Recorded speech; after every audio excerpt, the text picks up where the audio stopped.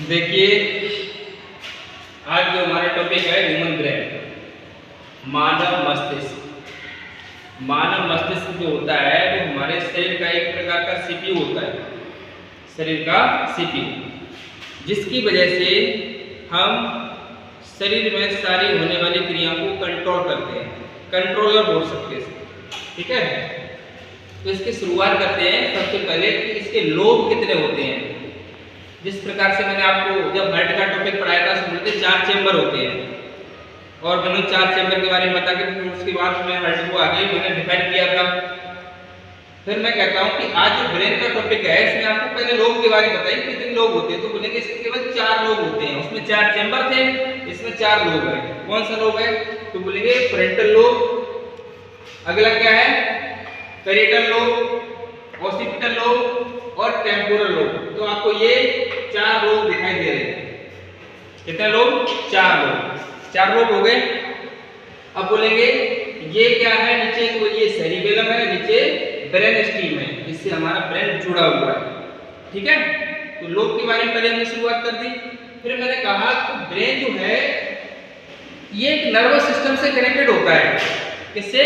Nervous system. पूरा nervous system हमारा brain से कनेक्टेड होता है। अच्छा, ब्रेन में जो नसें आती हैं उन नसों का जो सिस्टम ही उसको क्या बोलते हैं? Nervous system. नर्व्स होती है ना, उनको कनेक्शन जो होता है वो पूरा एक सिस्टम बना लेते हैं, इसको तंत्रिका तंत्र भी बोल सकते हैं। ठीक है, अब यहाँ पे ये 2 पार्ट में बनाया हुआ है, सीएनएस और पीएनएस, यानी कि सेंट्रल नर्वस सिस्टम। इसमें कौन कौन सी नसें होती है? तो बोलेंगे इसमें ब्रेन की 12 जोड़ी नसें और स्पाइनल कॉर्ड यानी कि रीढ़ की हड्डी की 31 जोड़ी नसें मिलकर के आपका सीएनएस बनाती हैं। क्या बनाती है? सीएनएस। अच्छा, पीएनएस क्या है? तो बोलेंगे ये पेरिफेरल नर्वस सिस्टम होता है, ये 2 पार्ट में बटा होता है। ठीक है ना, कौन कौन सा? सोमैटिक न्यूरल नर्वस सिस्टम और ऑटोनोमस न्यूरल सिस्टम। अच्छा, ये जो पार्ट होते हैं 2 पार्ट में बटे होते हैं। तो बोलेंगे कि सीएनएस और पीएन इनके बारे में इसके अंदर बताओ कैसे करे काम करता है। तो बोलेंगे जो ब्रेन होता है उसके आप मोटे मोटे 3 पार्ट में बांटो। पहले कितने में? फोर ब्रेन, मिड ब्रेन और हिंड ब्रेन। क्या बोला? फोर ब्रेन, मिड ब्रेन और हिंड ब्रेन। मैंने कहा पहले इसके 3 नाम लिखो, क्या? फोर, मिड और हिंड, यानी कि फोर ब्रेन। ठीक है ना, फिर बोलेंगे इसका मिड ब्रेन, फिर बोलेंगे हिंड ब्रेन। ठीक है ना, फोर, मिड और हिंड। तो इन 3 के भी पार्ट होंगे, इन 3 के भी पार्ट होंगे। क्या क्या पार्ट होंगे वो देखो।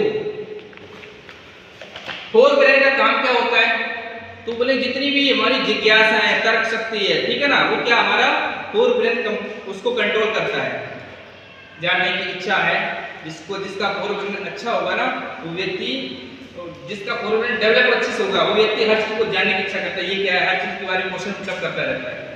अगला क्या? Mid brain. ये क्या काम करता है? जैसे हम क्या देखते हैं, क्या सुनते हैं, उस चीज को कंट्रोल करता रहता है। ठीक है ना, और जो हिंड ब्रेन है वो हमारे शरीर का क्या करता है? बैलेंस बनाता है। क्या करता है? बैलेंस बनाता है। अब बोलते हैं इनके भी पार्ट बताओ। फोर ब्रेन के कितने पार्ट हैं? तो बोलेंगे सेरिब्रम, थैलेमस और हाइपोथैलेमस। अच्छा, सेरिब्रम का काम क्या होता है? जो सेरिब्रम होता है वो हमारी, अभी मैंने बोला था, हमारी जानने की इच्छा शक्ति, हमारी जिज्ञासा, तर्क शक्ति, जिसको बोल ALU यानी कि अर्थमेटिक लॉजिकल यूनिट के बारे में बातें करता है। ऐसे बातचीत करते हैं हम लोग, कंप्यूटर के बारे में बात करते हैं, वो ALU क्या होता है? बोले अर्थमेटिक लॉजिक यूनिट होता है। उसी प्रकार से आपका जो सेरिब्रम होता है वो तर्क शक्ति, जानने की इच्छाओं को आगे बढ़ाता है। लेकिन जो थैलेमस होता है वो आपकी बाहर की क्रियाएं, ठंडा है, गर्म है, टेम्परेचर के बारे में बताता है। ठीक है ना, और हाइपोथैलेमस ये आपके अंदर की क्रियाओं को कंट्रोल करता है। ठीक है ना, जैसे टेम्परेचर, आपको गर्मी ज्यादा लग रही है तो पसीने के द्वारा बाहर निकाल देगा। आपको पेट में दर्द हो रहा है, आपको किसी के ऊपर गुस्सा आ रहा है, किसी के ऊपर प्यार है, कोई चीज अच्छी लग रही है, कोई बुरी लग रही है, इसको कंट्रोल कौन करता है? हाइपोथैलेमस। किसी को देखकर बोले ये मुझे बहुत अच्छा लगता है या लगती है, तो इट मींस आपका हाइपोथैलेमस क्या हो चुका है? एक्टिव हो चुका है। ठीक है ना, तुमने देखा होगा कुछ बच्चे इस तरीके से बिहेव करते हैं कि किसी से कुछ प्रेम हो जाए तो बोलेगा कि मुझे तो वो बहुत अच्छी लगती है। उस टाइम पे आपका सारा ब्रेन काम करना बंद कर देगा। कौन हावी हो जाएगा? हाइपोथैलेमस हावी हो जाएगा।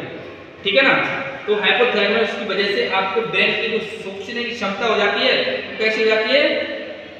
जो एक चीज के अलावा दूसरी चीज को नहीं सोचेगा, बोले ये मुझे बहुत अच्छी लगती है, अब इसके अलावा कुछ भी नहीं हो सकता है। इसका मतलब हाइपोथैलेमस पूरी तरीके से आपके ऊपर हावी हो चुका है, ठीक है ना।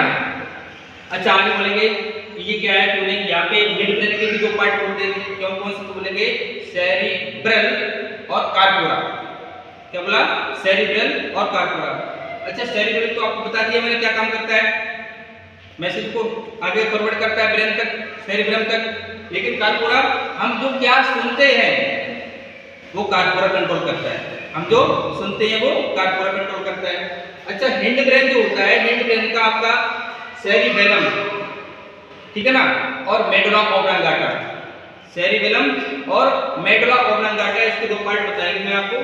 तो सेरिब्रम क्या, सेरिबेलम क्या होता है, तो आपका जो शरीर का जो बैलेंस बनाता है ना वो आपका सेरिबेलम, उसकी वजह से आपके शरीर का बैलेंस बनता है।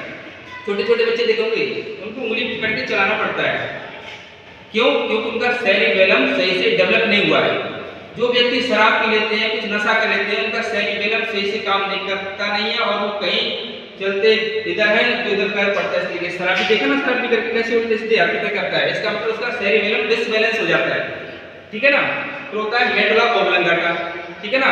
तो मेडुला ऑब्लांगाटा काम क्या होता है, जो मेडुला ऑब्लांगाटा होता है वो हमारे शरीर की अनैच्छिक क्रियाओं को कंट्रोल करता है। इससे हमारे बस में नहीं है सांस का रोकना, कितनी देर तक रोक लेंगे, मेडुला ऑब्लांगाटा कंट्रोल करता है, ठीक है ना। जितनी भी हमारे शरीर पलकों का झपकना है, सांस का आना है, दिल का धड़कना है, ये कौन, मेडुला ऑब्लांगाटा का पार्ट है। इसमें भी क्या है, पोन्स नाम उसका, क्या नाम है, पोन्स। देखो यहाँ पे पोन्स है ना, ये उन क्रियाओं को कंट्रोल करता है, उल्टी आना, दस्त आना, ये सारे पोन्स के माध्यम से कंट्रोल होती है, ठीक है ना। अच्छा मैंने इसके बारे में सारी बातें आपको बताई, देखो mid brain, thalamus, hypothalamus, cerebrum.